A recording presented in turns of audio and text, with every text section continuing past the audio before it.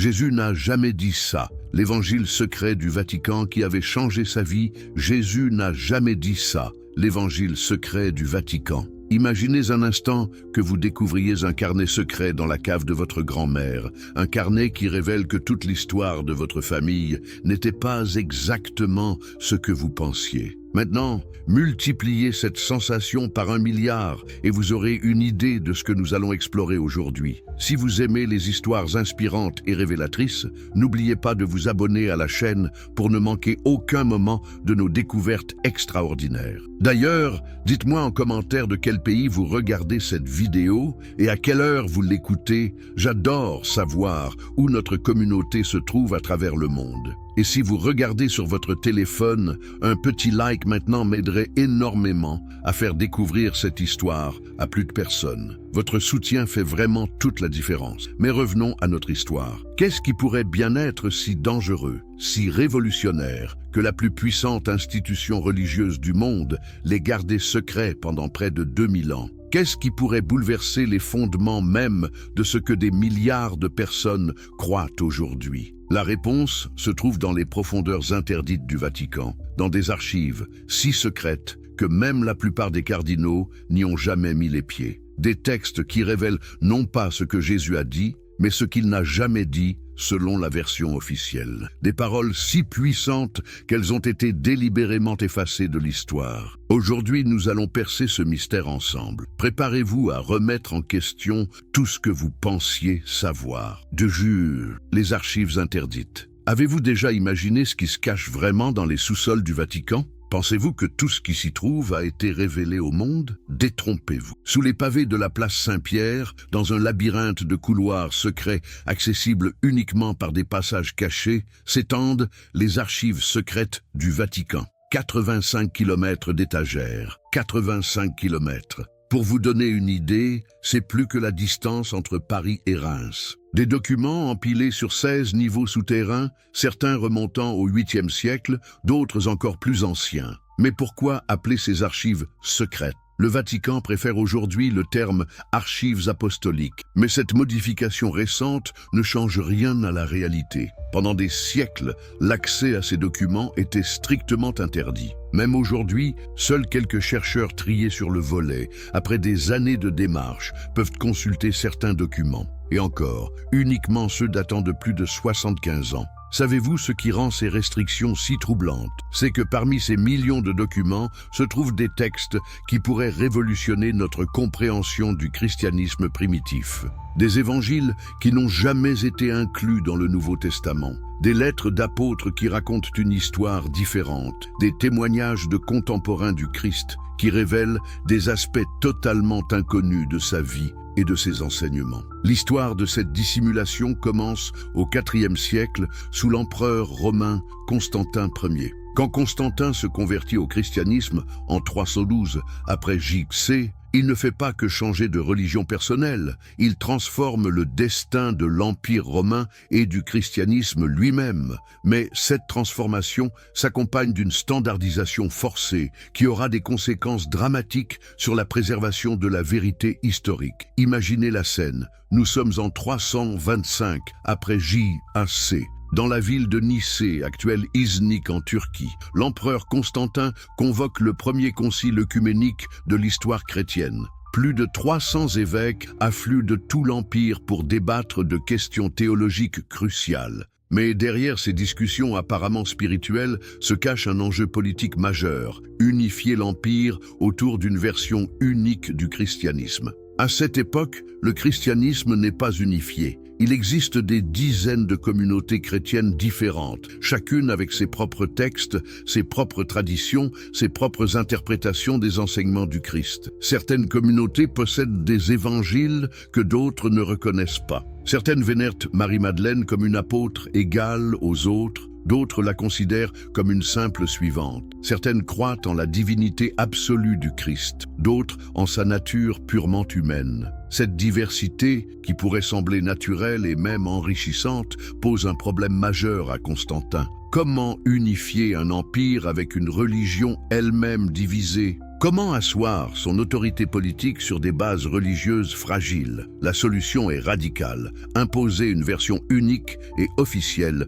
du christianisme. Le concile de Nicée ne se contente pas de débattre théologie. Il procède à un tri impitoyable des textes sacrés. Sur la table se trouvent des dizaines d'évangiles, d'épîtres, d'apocalypses. Certains sont acceptés et intégrés dans ce qui deviendra le canon officiel du Nouveau Testament. D'autres sont rejetés, déclarés apocryphes, un terme qui signifie littéralement caché ou secret. Mais que devient cette littérature rejetée? Disparaît-elle simplement? Non. Elle est soigneusement conservée dans les archives de l'Église, mais son accès devient strictement contrôlé. Pourquoi? Parce que ces textes contiennent des informations qui pourraient remettre en question l'autorité de l'Église naissante et l'interprétation officielle du message du Christ. Prenons l'exemple de l'Évangile de Thomas, découvert dans les manuscrits de Nag Hammadi en 1945. Ce texte, probablement écrit au 1er siècle de notre ère, présente Jésus sous un jour totalement différent. Plutôt que de parler de résurrection et de salut par l'Église, il met l'accent sur la connaissance intérieure et la divinité potentielle de chaque être humain. Jésus y déclare « Celui qui boit de ma bouche deviendra comme moi, et moi, je deviendrai lui, et les choses cachées lui seront révélées. » Imaginez l'impact de telles paroles si elles avaient été incluses dans le canon officiel. Elles suggèrent que chaque individu peut atteindre le même niveau de conscience que le Christ, sans intermédiaire institutionnel. Elles remettent en question la nécessité d'une église hiérarchique et d'un clergé pour accéder au divin. L'évangile de Philippe, autre texte découvert à Nag Hammadi, va encore plus loin. Il présente Marie-Madeleine non pas comme une pécheresse repentie, mais comme la compagne privilégiée du Christ, celle qui comprend le mieux ses enseignements. Le texte déclare « La compagne du Sauveur est Marie-Madeleine. Le Seigneur l'aimait plus que tous les disciples et il l'embrassait souvent sur la bouche. » Comment une telle révélation aurait-elle pu être acceptée dans une société patriarcale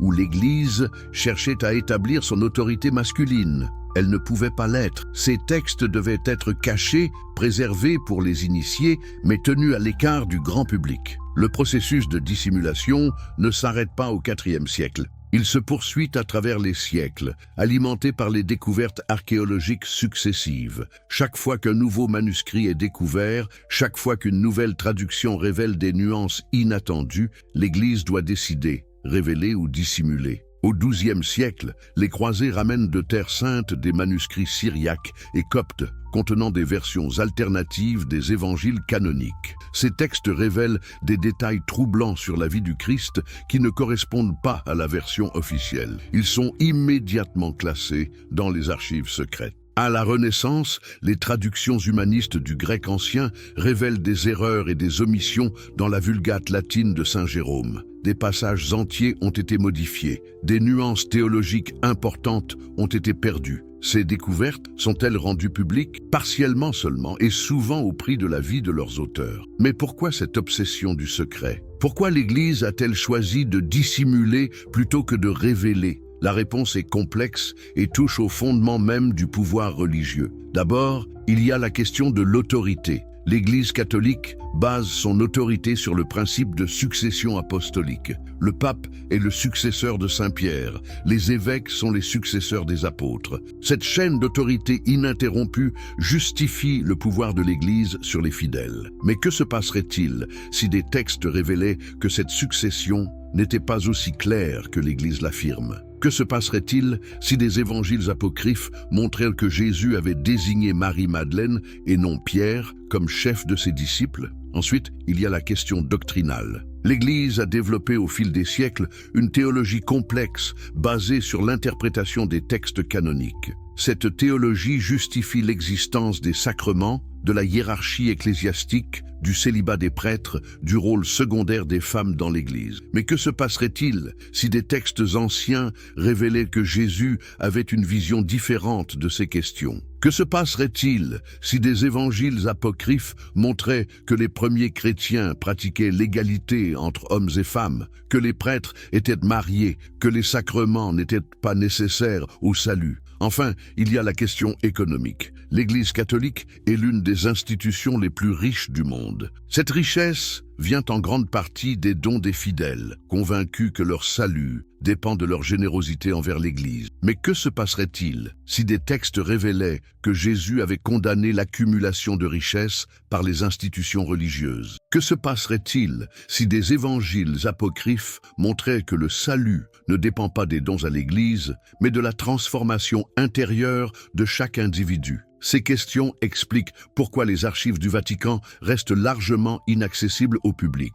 Elles expliquent pourquoi, même aujourd'hui, l'Église préfère révéler les documents par compte-gouttes en contrôlant soigneusement ce qui peut être divulgué et ce qui doit rester secret. Mais les secrets ont tendance à ressurgir. En 1945, près du village de Nag Hammadi en Égypte, des paysans découvrent par hasard une jarre contenant 13 codex de papyrus. Ces manuscrits, datant du IVe siècle, contiennent des textes chrétiens primitifs d'une richesse extraordinaire. 52 traités, dont certains étaient totalement inconnus, d'autres connus seulement par des références dans les écrits des pères de l'Église. Cette découverte révolutionne notre compréhension du christianisme primitif. Elle révèle l'existence d'un christianisme gnostique sophistiqué, avec ses propres évangiles, ses propres enseignements, sa propre vision du message du Christ. Ces textes ne sont pas des déviations tardives du christianisme orthodoxe, mais des témoignages authentiques de la diversité du christianisme primitif. L'Évangile de la vérité présente Jésus comme un maître spirituel venu révéler la connaissance cachée. L'Évangile de Philippe développe une théologie du mariage sacré et de l'union mystique. L'Évangile de Marie révèle l'importance de Marie-Madeleine comme dépositaire des enseignements secrets du Christ. Ces textes ont-ils été immédiatement mis à la disposition du public? Non. Ils ont été monopolisés pendant des décennies par un petit groupe de chercheurs. Certains n'ont été publiés qu'à la fin du XXe siècle, plus de 50 ans après leur découverte. Cette lenteur dans la publication n'est pas accidentelle. Elle reflète la même logique de contrôle de l'information qui guide l'Église depuis des siècles. Aujourd'hui encore, combien de textes restent cachés dans les archives du Vatican? Combien d'évangiles apocryphes, de lettres d'apôtres, de témoignages de contemporains du Christ attendent d'être révélés? Nous ne le saurons probablement jamais, car l'accès à ces archives reste strictement contrôlé. Mais ce que nous savons déjà suffit à révolutionner notre compréhension du christianisme primitif. Les textes déjà publiés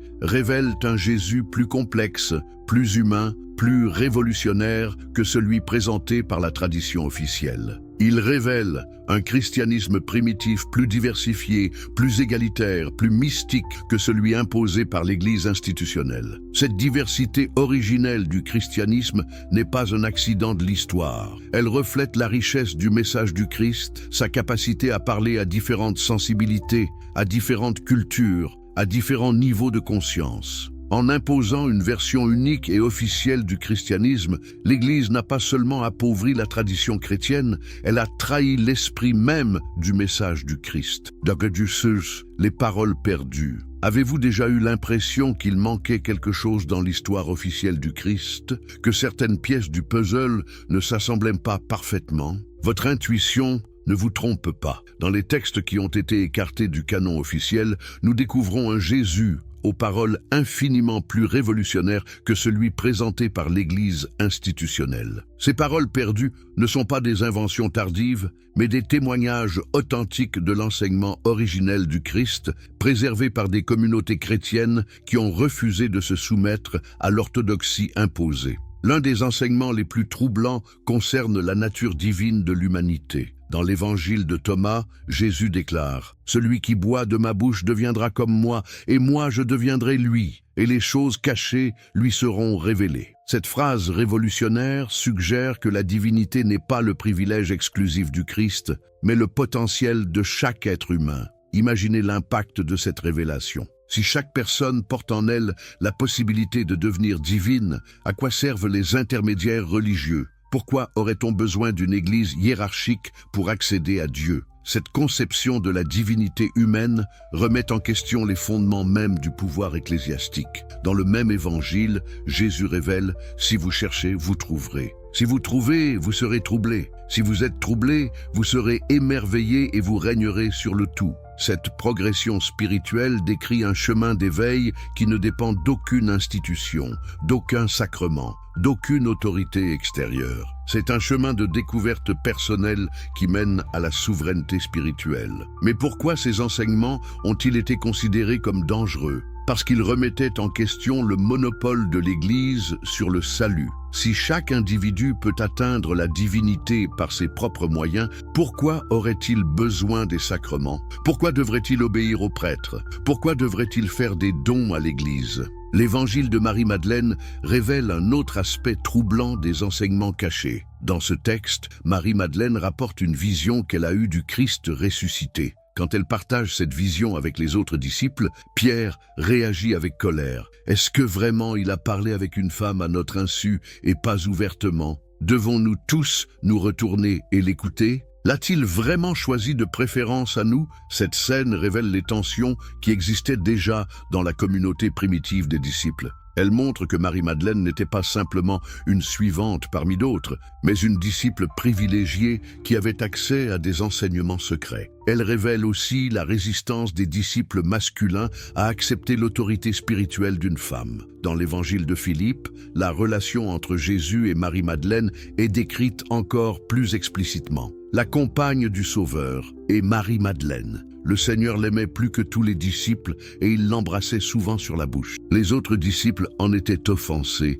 et exprimaient leur désapprobation. Ils lui dirent « Pourquoi l'aimes-tu plus que nous tous ?» Le Sauveur répondit « Pourquoi ne vous aimais-je pas comme elle ?» Cette révélation transforme complètement notre compréhension de la relation entre Jésus et Marie-Madeleine. Elle suggère non seulement qu'ils étaient proches, mais qu'elle avait une compréhension spirituelle supérieure à celle des autres disciples. Elle remet en question l'image de Marie-Madeleine comme pécheresse repentie, imposée par l'Église pour diminuer son importance. Les implications de ces révélations sont énormes. Si Marie-Madeleine était vraiment la disciple préférée du Christ, si elle avait accès à des enseignements secrets, si elle était destinée à jouer un rôle de leadership dans la communauté primitive, alors l'exclusion des femmes du sacerdoce n'a aucune justification biblique. Elle est purement politique, imposée par une hiérarchie masculine soucieuse de préserver son pouvoir. Les évangiles apocryphes révèlent aussi des enseignements troublants sur la nature du péché et du salut. Dans l'évangile de la vérité, Jésus enseigne que le péché n'est pas une faute morale, mais une ignorance de sa véritable nature divine. Le salut ne vient pas de la pénitence ou des bonnes œuvres, mais de la connaissance de soi. Cette conception révolutionnaire du péché et du salut remet en question tout le système sacramentel de l'Église. Si le péché est ignorance et le salut connaissance, à quoi servent la confession, la pénitence, les indulgences? À quoi sert même le sacrifice du Christ sur la croix? Ces questions sont si troublantes qu'elles expliquent pourquoi l'Église a préféré écarter ces textes plutôt que de les intégrer dans le canon officiel. L'évangile de Thomas révèle aussi des enseignements sur la prière qui diffèrent radicalement de ceux de l'Église institutionnelle. Quand les disciples demandent à Jésus comment prier, il répond « Ne mentez pas et ne faites pas ce que vous haïssez, car toutes ces choses sont manifestes devant le ciel. Rien de caché ne manquera d'être révélé, et rien de dissimulé ne restera sans être dévoilé. » Cette réponse évite complètement la question de la prière rituelle, pour se concentrer sur l'authenticité intérieure. Elle suggère que la vraie prière n'est pas la récitation de formules, mais la recherche de la vérité et de l'authenticité. Elle remet en question l'importance accordée par l'Église aux prières rituelles et aux pratiques dévotionnelles. Dans l'évangile de Philippe, Jésus enseigne que ceux qui disent qu'ils mourront d'abord et qu'ils ressusciteront se trompent. S'ils ne reçoivent pas d'abord la résurrection étant vivants, ils ne recevront rien en mourant. Cette déclaration révolutionnaire suggère que la résurrection n'est pas un événement futur, mais une transformation spirituelle qui peut avoir lieu de notre vivant. Cette conception de la résurrection comme éveil spirituel plutôt que comme événement post-mortem remet en question toute l'eschatologie chrétienne. Si la résurrection est accessible dès maintenant, pourquoi attendre la mort? Pourquoi se préoccuper du jugement dernier? Cette vision transforme complètement la relation des fidèles à la mort et à l'au-delà. Les évangiles apocryphes révèlent aussi des enseignements sur l'amour qui vont bien au-delà des préceptes moraux traditionnels. Dans l'évangile de Philippe, Jésus enseigne que l'amour ne prend rien, car comment prendrait-il? Il donne tout, car c'est là sa nature. Cette conception de l'amour comme don total de soi remet en question l'idée de l'amour comme sentiment ou comme commandement moral. Ces enseignements sur l'amour sont intimement liés à la conception gnostique du mariage sacré. Dans les textes apocryphes, l'union entre hommes et femmes n'est pas seulement un sacrement, mais un chemin d'éveil spirituel. L'amour physique devient un moyen d'accéder à l'amour divin, une voie de transformation spirituelle. Cette vision sacrée de la sexualité contraste radicalement avec la vision répressive développée par l'Église institutionnelle. Si l'union physique peut être un chemin vers le divin, pourquoi imposer le célibat aux prêtres? Pourquoi considérer la sexualité comme un obstacle à la spiritualité? Ces questions remettent en question des siècles de doctrine ecclésiastique. L'Évangile de la vérité révèle aussi des enseignements sur la connaissance qui transforment complètement notre compréhension de la foi. Jésus y enseigne que la connaissance de la vérité est une joie indicible et inexprimable. Elle est accompagnée de paix et de plénitude. Cette conception de la connaissance comme expérience mystique, plutôt que comme accumulation d'informations, remet en question toute l'approche intellectuelle de la théologie. Si la vérité spirituelle est une expérience directe plutôt qu'une croyance, à quoi servent les dogmes? À quoi servent les catéchismes? À quoi servent même les Écritures? Ces questions sont si radicales qu'elles remettent en question l'existence même de l'Église comme institution d'enseignement. Ces enseignements perdus révèlent un Jésus infiniment plus révolutionnaire que celui présenté par l'Église institutionnelle. Un Jésus qui enseigne l'égalité spirituelle de tous les êtres humains, qui révèle la divinité potentielle de chaque personne, qui propose un chemin d'éveil accessible à tous sans intermédiaire institutionnel. Mais ces enseignements ne sont pas seulement révolutionnaires, ils sont aussi profondément transformateurs. Ils offrent une vision de la spiritualité qui transcende les divisions religieuses, qui unit plutôt qu'elle ne sépare, qui libère plutôt qu'elle n'asservit. Ils révèlent un christianisme originel qui était moins une religion qu'une voie d'éveil, moins une institution qu'une expérience, moins une croyance qu'une transformation. Au-delà, la conspiration du silence. Mais pourquoi ces textes révolutionnaires ont-ils été délibérément écartés de l'histoire officielle? Pourquoi l'Église a-t-elle choisi le silence plutôt que la révélation? La réponse à ces questions nous plonge dans l'une des conspirations les plus sophistiquées et les plus durables de l'histoire humaine. Comprenez-vous vraiment ce qui était en jeu au IVe siècle? Il ne s'agissait pas simplement de questions théologiques abstraites, mais de la survie même du christianisme en tant que force politique et sociale. Quand l'empereur Constantin se convertit au christianisme, il fait face à un défi énorme.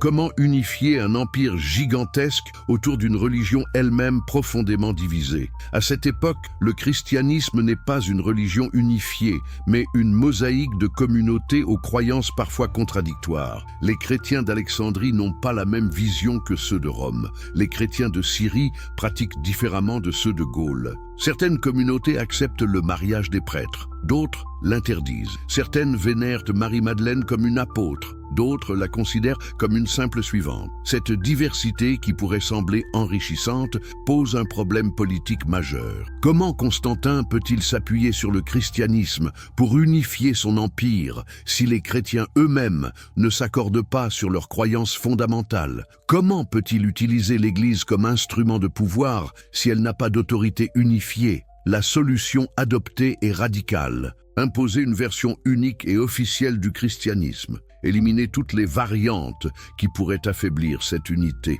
Cette standardisation forcée ne vise pas seulement les hérésies manifestes, mais aussi les traditions légitimes qui pourraient remettre en question l'autorité de l'Église institutionnelle naissante. Le Concile de Nicée ne se contente pas de condamner l'arianisme, cette doctrine qui niait la divinité du Christ. Il procède à un tri systématique de tous les textes chrétiens en circulation. Les critères de sélection ne sont pas seulement théologiques, mais aussi politiques. Sont retenus les textes qui renforcent l'autorité de l'Église hiérarchique. Sont rejetés ceux qui suggèrent l'autonomie spirituelle des individus. Cette sélection n'est pas arbitraire. Elle obéit à une logique précise. Construire une religion qui serve les intérêts du pouvoir politique tout en conservant sa légitimité spirituelle. Les évangiles canoniques, bien qu'authentiques, sont choisis parce qu'ils présentent un Jésus qui, tout en étant révolutionnaire, reste compatible avec l'existence d'une institution religieuse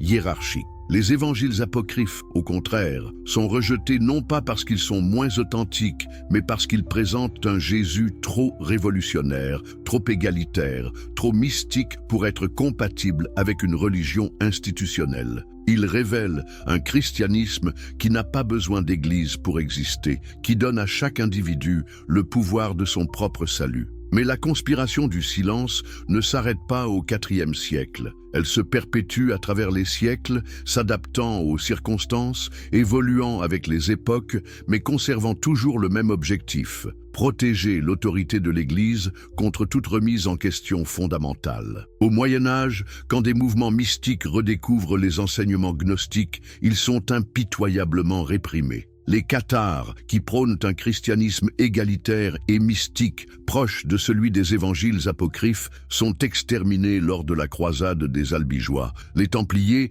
qui auraient découvert des textes secrets en Terre Sainte, sont accusés d'hérésie et dissous. Les mystiques comme Maître Eckhart, qui enseignent la divinité potentielle de l'âme humaine, sont condamnés par l'Inquisition. Cette répression systématique n'est pas accidentelle. Elle révèle la persistance d'une stratégie délibérée: empêcher la diffusion de toute interprétation du christianisme qui pourrait remettre en question l'autorité de l'Église institutionnelle. Chaque fois qu'un mouvement redécouvre les enseignements originels du Christ, il est soit récupéré et domestiqué, soit détruit. À la Renaissance, quand les humanistes redécouvrent les textes grecs originaux du Nouveau Testament, ils révèlent des erreurs et des omissions dans les traductions latines officielles. Ces découvertes sont-elles accueillies avec joie par l'Église? Au contraire, elles sont perçues comme une menace. Erasme, qui publie la première édition critique du Nouveau Testament grec, est accusé de préparer la voie à l'hérésie. Cette réaction révèle une vérité troublante. L'Église préfère préserver son autorité plutôt que de rechercher la vérité historique. Elle préfère maintenir des erreurs de traduction plutôt que de reconnaître qu'elle s'est trompée. Cette attitude défensive révèle la fragilité des fondements sur lesquels repose son autorité. Les réformateurs protestants, en s'appuyant sur les textes originaux pour critiquer l'Église catholique, révèlent involontairement l'ampleur de la déformation subie par le message originel du Christ. EBScript YouTube. Jésus n'a jamais dit ça. L'évangile secret du Vatican. Introduction. Imaginez un instant que vous découvriez un carnet secret dans la cave de votre grand-mère. Un carnet qui révèle que toute l'histoire de votre famille n'était pas exactement ce que vous pensiez. Maintenant, multipliez cette sensation par 1 milliard et vous aurez une idée de ce que nous allons explorer aujourd'hui. Si vous aimez les histoires inspirantes et révélatrices, n'oubliez pas de vous abonner à la chaîne pour ne manquer aucun moment de nos découvertes extraordinaires. D'ailleurs, dites-moi en commentaire de quel pays vous regardez cette vidéo et à quelle heure vous l'écoutez. J'adore savoir où notre communauté se trouve à travers le monde. Et si vous regardez sur votre téléphone, un petit like maintenant m'aiderait énormément à faire découvrir cette histoire à plus de personnes. Votre soutien fait vraiment toute la différence. Mais revenons à notre histoire. Qu'est-ce qui pourrait bien être si dangereux, si révolutionnaire, que la plus puissante institution religieuse du monde l'ait gardé secret pendant près de 2000 ans? Qu'est-ce qui pourrait bouleverser les fondements même de ce que des milliards de personnes croient aujourd'hui? La réponse se trouve dans les profondeurs interdites du Vatican, dans des archives si secrètes que même la plupart des cardinaux n'y ont jamais mis les pieds. Des textes qui révèlent non pas ce que Jésus a dit, mais ce qu'il n'a jamais dit selon la version officielle. Des paroles si puissantes qu'elles ont été délibérément effacées de l'histoire. Aujourd'hui, nous allons percer ce mystère ensemble. Préparez-vous à remettre en question tout ce que vous pensiez savoir. De jure, les archives interdites. Avez-vous déjà imaginé ce qui se cache vraiment dans les sous-sols du Vatican? Pensez-vous que tout ce qui s'y trouve a été révélé au monde? Détrompez-vous. Sous les pavés de la place Saint-Pierre, dans un labyrinthe de couloirs secrets accessibles uniquement par des passages cachés, s'étendent les archives secrètes du Vatican. 85 km d'étagères, 85 km. Pour vous donner une idée, c'est plus que la distance entre Paris et Reims. Des documents empilés sur 16 niveaux souterrains, certains remontant au 8e siècle, d'autres encore plus anciens. Mais pourquoi appeler ces archives secrètes? Le Vatican préfère aujourd'hui le terme « archives apostoliques », mais cette modification récente ne change rien à la réalité. Pendant des siècles, l'accès à ces documents était strictement interdit. Même aujourd'hui, seuls quelques chercheurs triés sur le volet, après des années de démarches, peuvent consulter certains documents. Et encore, uniquement ceux datant de plus de 75 ans. Savez-vous ce qui rend ces restrictions si troublantes? C'est que parmi ces millions de documents se trouvent des textes qui pourraient révolutionner notre compréhension du christianisme primitif. Des évangiles qui n'ont jamais été inclus dans le Nouveau Testament. Des lettres d'apôtres qui racontent une histoire différente. Des témoignages de contemporains du Christ qui révèlent des aspects totalement inconnus de sa vie et de ses enseignements. L'histoire de cette dissimulation commence au IVe siècle sous l'empereur romain Constantin Ier. Quand Constantin se convertit au christianisme en 312 après JC, il ne fait pas que changer de religion personnelle, il transforme le destin de l'Empire romain et du christianisme lui-même. Mais cette transformation s'accompagne d'une standardisation forcée qui aura des conséquences dramatiques sur la préservation de la vérité historique. Imaginez la scène, nous sommes en 325 après JAC. Dans la ville de Nicée, actuelle Iznik en Turquie, l'empereur Constantin convoque le premier concile œcuménique de l'histoire chrétienne. Plus de 300 évêques affluent de tout l'Empire pour débattre de questions théologiques cruciales. Mais derrière ces discussions apparemment spirituelles se cache un enjeu politique majeur, unifier l'Empire autour d'une version unique du christianisme. À cette époque, le christianisme n'est pas unifié. Il existe des dizaines de communautés chrétiennes différentes, chacune avec ses propres textes, ses propres traditions, ses propres interprétations des enseignements du Christ. Certaines communautés possèdent des évangiles que d'autres ne reconnaissent pas. Certaines vénèrent Marie-Madeleine comme une apôtre égale aux autres, d'autres la considèrent comme une simple suivante. Certaines croient en la divinité absolue du Christ, d'autres en sa nature purement humaine. Cette diversité, qui pourrait sembler naturelle et même enrichissante, pose un problème majeur à Constantin. Comment unifier un empire avec une religion elle-même divisée ? Comment asseoir son autorité politique sur des bases religieuses fragiles? La solution est radicale, imposer une version unique et officielle du christianisme. Le concile de Nicée ne se contente pas de débattre théologie, il procède à un tri impitoyable des textes sacrés. Sur la table se trouvent des dizaines d'évangiles, d'épîtres, d'apocalypses. Certains sont acceptés et intégrés dans ce qui deviendra le canon officiel du Nouveau Testament. D'autres sont rejetés, déclarés apocryphes, un terme qui signifie littéralement caché ou secret. Mais que devient cette littérature rejetée? Disparaît-elle simplement? Non. Elle est soigneusement conservée dans les archives de l'Église, mais son accès devient strictement contrôlé. Pourquoi? Parce que ces textes contiennent des informations qui pourraient remettre en question l'autorité de l'Église naissante et l'interprétation officielle du message du Christ. Prenons l'exemple de l'Évangile de Thomas, découvert dans les manuscrits de Nag Hammadi en 1945. Ce texte, probablement écrit au 1er siècle de notre ère, présente Jésus sous un jour totalement différent. Plutôt que de parler de résurrection et de salut par l'Église, il met l'accent sur la connaissance intérieure et la divinité potentielle de chaque être humain. Jésus y déclare « Celui qui boit de ma bouche deviendra comme moi, et moi, je deviendrai lui, et les choses cachées lui seront révélées. » Imaginez l'impact de telles paroles si elles avaient été incluses dans le canon officiel. Elles suggèrent que chaque individu peut atteindre le même niveau de conscience que le Christ, sans intermédiaire institutionnel. Elles remettent en question la nécessité d'une église hiérarchique et d'un clergé pour accéder au divin. L'évangile de Philippe, autre texte découvert à Nag Hammadi, va encore plus loin. Il présente Marie-Madeleine non pas comme une pécheresse repentie, mais comme la compagne privilégiée du Christ, celle qui comprend le mieux ses enseignements. Le texte déclare « La compagne du Sauveur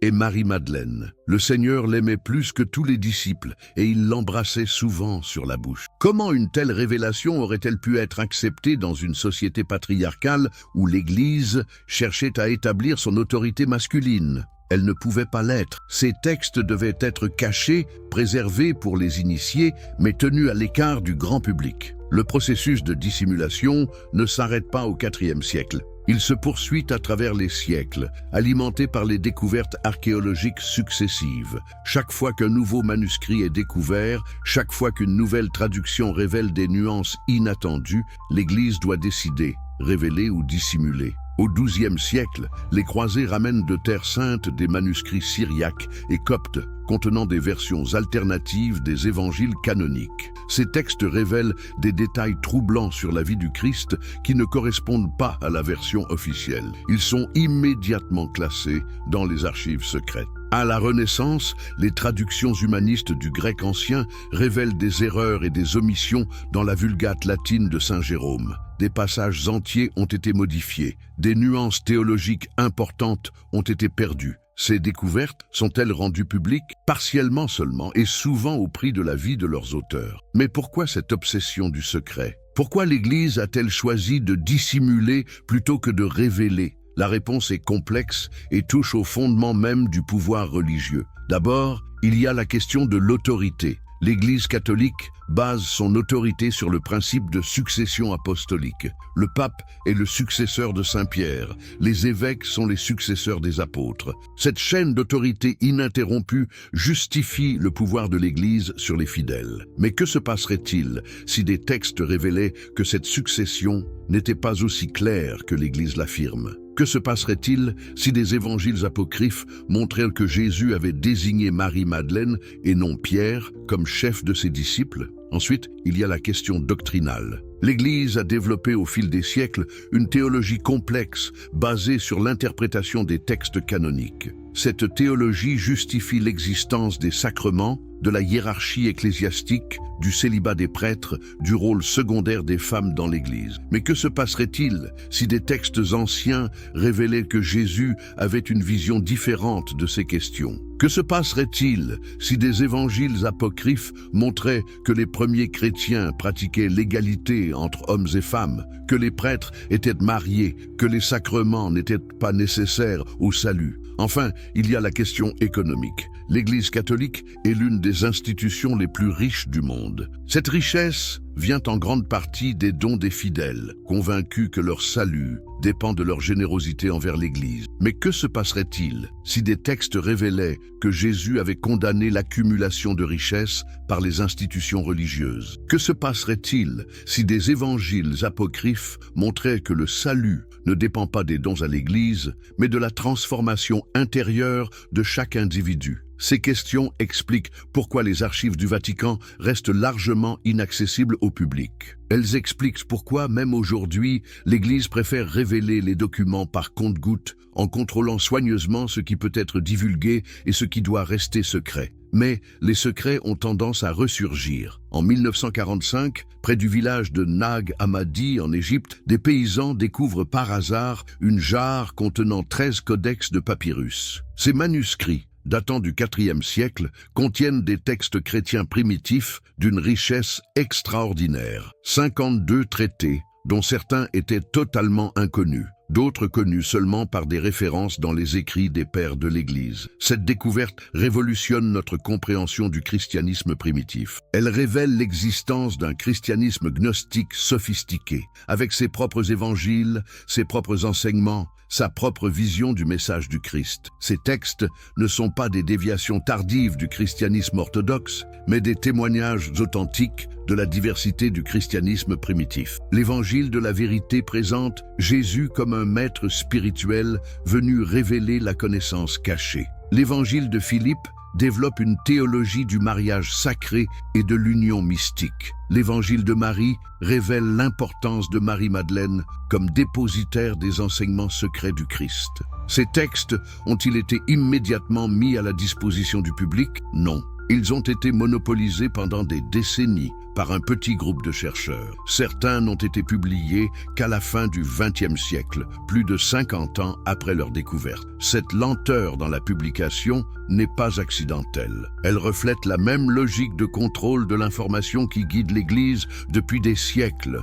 Aujourd'hui encore, combien de textes restent cachés dans les archives du Vatican? Combien d'évangiles apocryphes, de lettres d'apôtres, de témoignages de contemporains du Christ attendent d'être révélés? Nous ne le saurons probablement jamais, car l'accès à ces archives reste strictement contrôlé. Mais ce que nous savons déjà suffit à révolutionner notre compréhension du christianisme primitif. Les textes déjà publiés révèlent un Jésus plus complexe, plus humain, plus révolutionnaire que celui présenté par la tradition officielle. Il révèle un christianisme primitif plus diversifié, plus égalitaire, plus mystique que celui imposé par l'Église institutionnelle. Cette diversité originelle du christianisme n'est pas un accident de l'histoire. Elle reflète la richesse du message du Christ, sa capacité à parler à différentes sensibilités, à différentes cultures, à différents niveaux de conscience. En imposant une version unique et officielle du christianisme,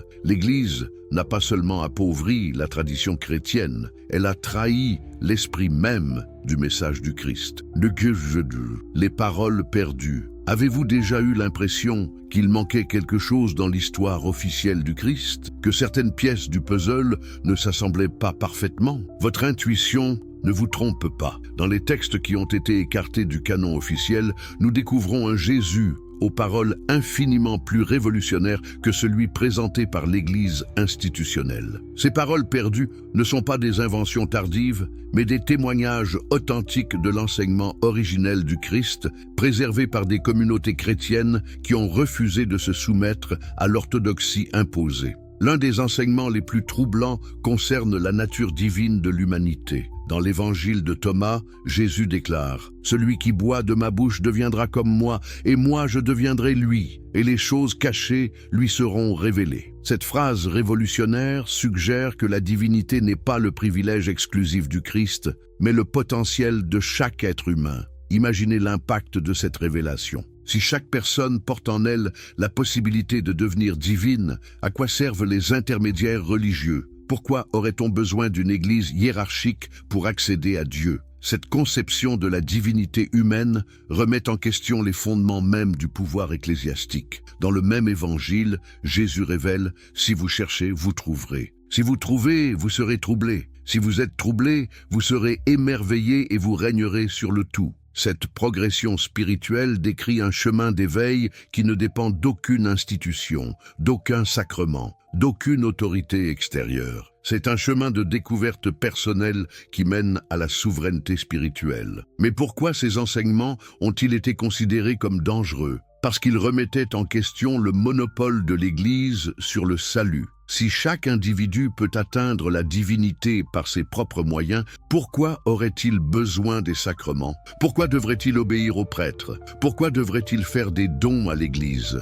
L'évangile de Marie-Madeleine révèle un autre aspect troublant des enseignements cachés. Dans ce texte, Marie-Madeleine rapporte une vision qu'elle a eue du Christ ressuscité. Quand elle partage cette vision avec les autres disciples, Pierre réagit avec colère. Est-ce que vraiment il a parlé avec une femme à notre insu et pas ouvertement? Devons-nous tous nous retourner et l'écouter? L'a-t-il vraiment choisi de préférence à nous? Cette scène révèle les tensions qui existaient déjà dans la communauté primitive des disciples. Elle montre que Marie-Madeleine n'était pas simplement une suivante parmi d'autres, mais une disciple privilégiée qui avait accès à des enseignements secrets. Elle révèle aussi la résistance des disciples masculins à accepter l'autorité spirituelle d'une femme. Dans l'évangile de Philippe, la relation entre Jésus et Marie-Madeleine est décrite encore plus explicitement. La compagne du Sauveur est Marie-Madeleine. Le Seigneur l'aimait plus que tous les disciples et il l'embrassait souvent sur la bouche. Les autres disciples en étaient offensés et exprimaient leur désapprobation.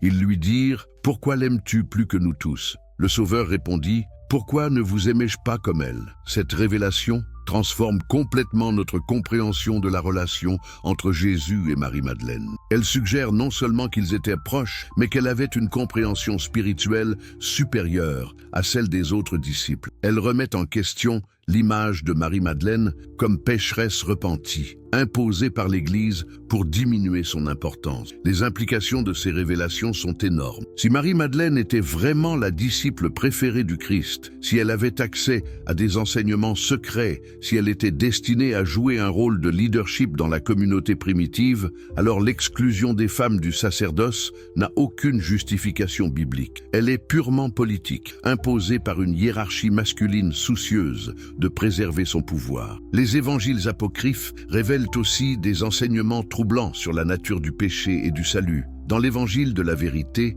Jésus enseigne que le péché n'est pas une faute morale, mais une ignorance de sa véritable nature divine. Le salut ne vient pas de la pénitence ou des bonnes œuvres, mais de la connaissance de soi. Cette conception révolutionnaire du péché et du salut remet en question tout le système sacramentel de l'Église. Si le péché est ignorance et le salut connaissance, à quoi servent la confession, la pénitence, les indulgences? À quoi sert même le sacrifice du Christ sur la croix? Ces questions sont si troublantes qu'elles expliquent pourquoi l'Église a préféré écarter ces textes plutôt que de les intégrer dans le canon officiel. L'Évangile de Thomas révèle aussi des enseignements sur la prière qui diffèrent radicalement de ceux de l'Église institutionnelle. Quand les disciples demandent à Jésus comment prier, il répond: ne mentez pas et ne faites pas ce que vous haïssez, car toutes ces choses sont manifestes devant le ciel. Rien de caché ne manquera d'être révélé, et rien de dissimulé ne restera sans être dévoilé. Cette réponse évite complètement la question de la prière rituelle, pour se concentrer sur l'authenticité intérieure. Elle suggère que la vraie prière n'est pas la récitation de formules, mais la recherche de la vérité et de l'authenticité. Elle remet en question l'importance accordée par l'Église aux prières rituelles et aux pratiques dévotionnelles. Dans l'évangile de Philippe, Jésus enseigne que ceux qui disent qu'ils mourront d'abord et qu'ils ressusciteront se trompent.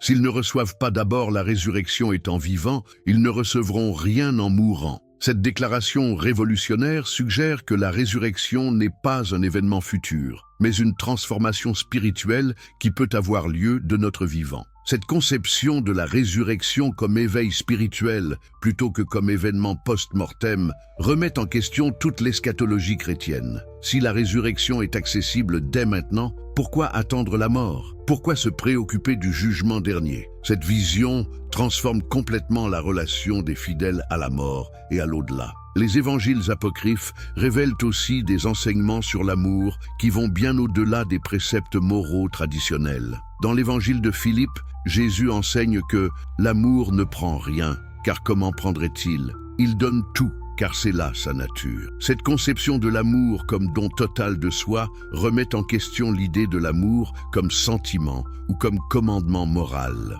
Ces enseignements sur l'amour sont intimement liés à la conception gnostique du mariage sacré. Dans les textes apocryphes, l'union entre hommes et femmes n'est pas seulement un sacrement, mais un chemin d'éveil spirituel. L'amour physique devient un moyen d'accéder à l'amour divin, une voie de transformation spirituelle. Cette vision sacrée de la sexualité contraste radicalement avec la vision répressive développée par l'Église institutionnelle. Si l'union physique peut être un chemin vers le divin, pourquoi imposer le célibat aux prêtres? Pourquoi considérer la sexualité comme un obstacle à la spiritualité? Ces questions remettent en question des siècles de doctrine ecclésiastique. L'évangile de la vérité révèle aussi des enseignements sur la connaissance qui transforment complètement notre compréhension de la foi. Jésus y enseigne que la connaissance de la vérité est une joie indicible et inexprimable. Elle est accompagnée de paix et de plénitude. Cette conception de la connaissance comme expérience mystique plutôt que comme accumulation d'informations remet en question toute l'approche intellectuelle de la théologie. Si la vérité spirituelle est une expérience directe plutôt qu'une croyance, à quoi servent les dogmes? À quoi servent les catéchismes? À quoi servent même les Écritures? Ces questions sont si radicales qu'elles remettent en question l'existence même de l'Église comme institution d'enseignement. Ces enseignements perdus révèlent un Jésus infiniment plus révolutionnaire que celui présenté par l'Église institutionnelle. Un Jésus qui enseigne l'égalité spirituelle de tous les êtres humains, qui révèle la divinité potentielle de chaque personne, qui propose un chemin d'éveil accessible à tous sans intermédiaire institutionnel. Mais ces enseignements ne sont pas seulement révolutionnaires, ils sont aussi profondément transformateurs. Ils offrent une vision de la spiritualité qui transcende les divisions religieuses, qui unit plutôt qu'elle ne sépare, qui libère plutôt qu'elle n'asservit. Ils révèlent un christianisme originel qui était moins une religion qu'une voie d'éveil, moins une institution qu'une expérience, moins une croyance qu'une transformation. Au-dessus, la conspiration du silence. Mais pourquoi ces textes révolutionnaires ont-ils été délibérément écartés de l'histoire officielle? Pourquoi l'Église a-t-elle choisi le silence plutôt que la révélation? La réponse à ces questions nous plonge dans l'une des conspirations les plus sophistiquées et les plus durables de l'histoire humaine. Comprenez-vous vraiment ce qui était en jeu au IVe siècle? Il ne s'agissait pas simplement de questions théologiques abstraites, mais de la survie même du christianisme en tant que force politique et sociale. Quand l'empereur Constantin se convertit au christianisme, il fait face à un défi énorme. Et comment unifier un empire gigantesque autour d'une religion elle-même profondément divisée? À cette époque, le christianisme n'est pas une religion unifiée, mais une mosaïque de communautés aux croyances parfois contradictoires. Les chrétiens d'Alexandrie n'ont pas la même vision que ceux de Rome. Les chrétiens de Syrie pratiquent différemment de ceux de Gaule. Certaines communautés acceptent le mariage des prêtres, d'autres l'interdisent. Certaines vénèrent Marie-Madeleine comme une apôtre, d'autres la considèrent comme une simple suivante. Cette diversité, qui pourrait sembler enrichissante, pose un problème politique majeur. Comment Constantin peut-il s'appuyer sur le christianisme pour unifier son empire si les chrétiens eux-mêmes ne s'accordent pas sur leurs croyances fondamentales? Comment peut-il utiliser l'Église comme instrument de pouvoir si elle n'a pas d'autorité unifiée? La solution adoptée est radicale. Imposer une version unique et officielle du christianisme, éliminer toutes les variantes qui pourraient affaiblir cette unité. Cette standardisation forcée ne vise pas seulement les hérésies manifestes, mais aussi les traditions légitimes qui pourraient remettre en question l'autorité de l'Église institutionnelle naissante. Le Concile de Nicée ne se contente pas de condamner l'arianisme, cette doctrine qui niait la divinité du Christ. Il procède à un tri systématique de tous les textes chrétiens en circulation. Les critères de sélection ne sont pas seulement théologiques, mais aussi politiques. Sont retenus les textes qui renforcent l'autorité de l'Église hiérarchique. Sont rejetés ceux qui suggèrent l'autonomie spirituelle des individus. Cette sélection n'est pas arbitraire. Elle obéit à une logique précise. Construire une religion qui serve les intérêts du pouvoir politique tout en conservant sa légitimité spirituelle. Les évangiles canoniques, bien qu'authentiques, sont choisis parce qu'ils présentent un Jésus qui, tout en étant révolutionnaire, reste compatible avec l'existence d'une institution religieuse hiérarchique. Les évangiles apocryphes, au contraire, sont rejetés non pas parce qu'ils sont moins authentiques, mais parce qu'ils présentent un Jésus trop révolutionnaire, trop égalitaire, trop mystique pour être compatible avec une religion institutionnelle. Ils révèlent un christianisme qui n'a pas besoin d'église pour exister, qui donne à chaque individu le pouvoir de son propre salut. Mais la conspiration du silence ne s'arrête pas au IVe siècle. Elle se perpétue à travers les siècles, s'adaptant aux circonstances, évoluant avec les époques, mais conservant toujours le même objectif: protéger l'autorité de l'Église contre toute remise en question fondamentale. Au Moyen Âge, quand des mouvements mystiques redécouvrent les enseignements gnostiques, ils sont impitoyablement réprimés. Les cathares, qui prônent un christianisme égalitaire et mystique, proche de celui des évangiles apocryphes, sont exterminés lors de la croisade des Albigeois. Les Templiers,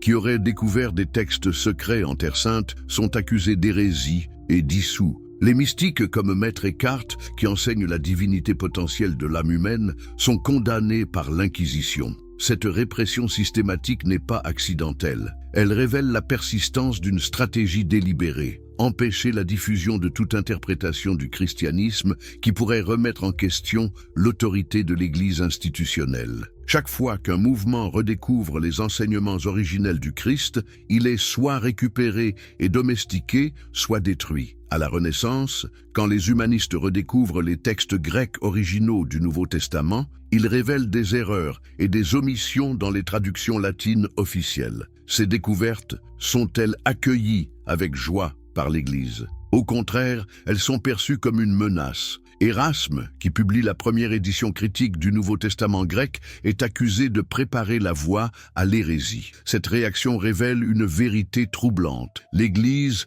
préfère préserver son autorité plutôt que de rechercher la vérité historique. Elle préfère maintenir des erreurs de traduction plutôt que de reconnaître qu'elle s'est trompée. Cette attitude défensive révèle la fragilité des fondements sur lesquels repose son autorité. Les réformateurs protestants, en s'appuyant sur les textes originaux pour critiquer l'Église catholique, révèlent involontairement l'ampleur de la déformation subie par le message originel du Christ. Mais même eux n'osent pas aller jusqu'au bout de leur découverte. Ils se contentent de critiquer certains aspects de la doctrine catholique sans remettre en question les fondements mêmes du christianisme institutionnel. Cette prudence n'est pas accidentelle. Elle révèle la puissance de la conspiration du silence, sa capacité à s'adapter aux circonstances, à survivre aux crises, à préserver l'essentiel tout en sacrifiant l'accessoire. L'Église peut accepter de perdre son monopole sur l'interprétation des Écritures, mais elle ne peut pas accepter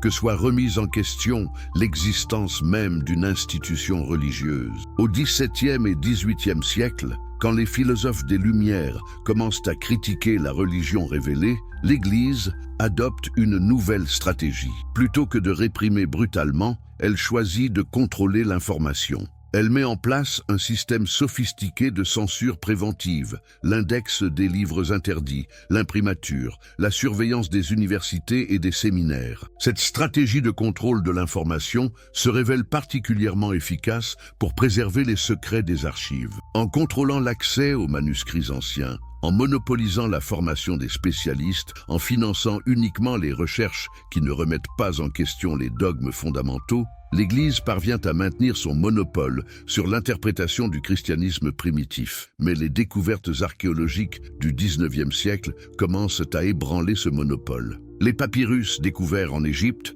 révèlent l'existence d'un christianisme beaucoup plus diversifié que ne le suggère la tradition officielle. Les manuscrits de la Mer Morte montrent que le judaïsme du temps de Jésus était lui-même très diversifié, remettant en question l'image d'un christianisme né dans un environnement religieux unifié. Ces découvertes posent un problème majeur à l'Église. Comment peut-elle continuer à affirmer que sa version du christianisme est la seule authentique quand les preuves archéologiques révèlent l'existence d'autres versions tout aussi légitimes? Comment peut-elle maintenir son autorité quand l'histoire elle-même contredit ses affirmations? La solution adoptée est subtile mais efficace. L'Église ne nie pas l'existence de ces textes alternatifs, mais elle en minimise l'importance. Elle les présente comme des déviations tardives du christianisme authentique, des influences extérieures qui ont contaminé le message originel. Elle mobilise ses meilleurs spécialistes pour développer une argumentation sophistiquée qui préserve l'essentiel de sa doctrine tout en tenant compte des nouvelles découvertes. Cette stratégie de récupération intellectuelle se révèle particulièrement efficace avec la découverte des manuscrits de Nag Hammadi en 1945. Ces textes, qui révèlent l'existence d'un christianisme gnostique sophistiqué, sont immédiatement étudiés par des spécialistes liés à l'Église. Leurs conclusions sont prévisibles. Ces textes sont des déviations tardives du christianisme authentique, influencées par la philosophie grecque et les religions orientales. Cette interprétation officielle parvient à neutraliser la charge révolutionnaire des découvertes de Nag Hammadi. En présentant le gnosticisme comme une déviation du christianisme plutôt que comme une de ses formes originelles, l'Église préserve l'autorité de sa version officielle. Les évangiles apocryphes deviennent des curiosités historiques plutôt que des alternatives légitimes aux évangiles canoniques. Mais cette stratégie de neutralisation intellectuelle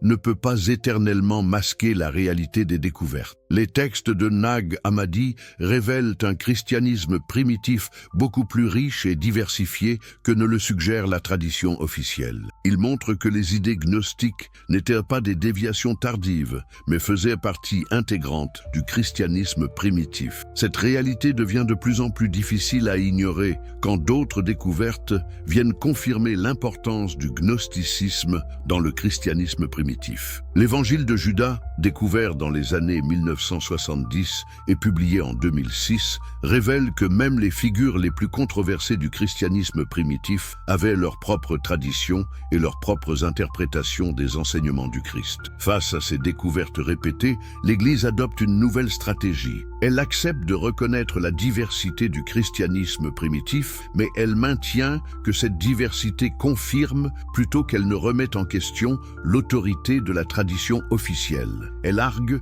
que c'est précisément parce que le christianisme primitif était si diversifié qu'il fallait une autorité pour préserver l'authentique message du Christ. Cette argumentation sophistiquée révèle la capacité remarquable de l'Église à s'adapter aux circonstances tout en préservant l'essentiel de son pouvoir. Elle peut accepter de reconnaître ses erreurs sur des points de détail, mais elle ne peut pas accepter que soit remise en question sa légitimité fondamentale comme gardienne de la vérité chrétienne. Cette persistance de la conspiration du silence s'explique par les enjeux énormes qui sont en jeu. L'Église catholique n'est pas seulement une institution religieuse, elle est aussi une puissance politique, économique et culturelle. Elle possède des richesses immenses, elle influence les décisions politiques, elle forme les consciences de centaines de millions de personnes. Cette puissance ne peut pas survivre à une remise en question fondamentale de ses fondements doctrinaux. Imaginez ce qui se passerait si l'Église reconnaissait officiellement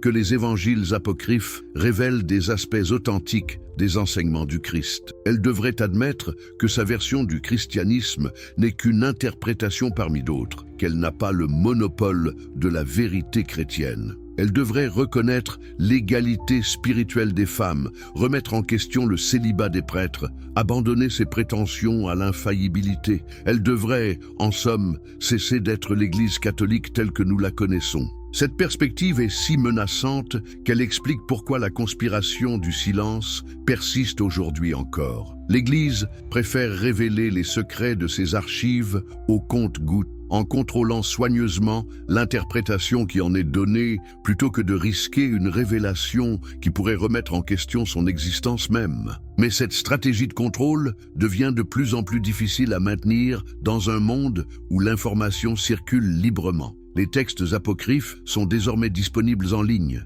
Les traductions se multiplient, les chercheurs indépendants peuvent accéder aux manuscrits sans passer par les institutions ecclésiastiques. La conspiration du silence se fissure sous la pression de la transparence moderne. Cette évolution explique pourquoi nous assistons aujourd'hui à une recrudescence d'intérêt pour les évangiles apocryphes et les traditions chrétiennes alternatives. Les gens commencent à découvrir par eux-mêmes la richesse du christianisme primitif, à comprendre que la version officielle n'est qu'une interprétation parmi d'autres, à explorer des voies spirituelles qui avaient été délibérément occultées. Cette redécouverte n'est pas sans conséquences. Elle remet en question l'autorité de l'Église institutionnelle. Elle révèle la relativité des dogmes présentés comme absolus. Elle ouvre la voie à une spiritualité plus personnelle et plus authentique. Elle révèle que la vérité spirituelle ne peut pas être enfermée dans des institutions, même les plus respectables. Mais cette redécouverte suscite aussi des résistances. L'Église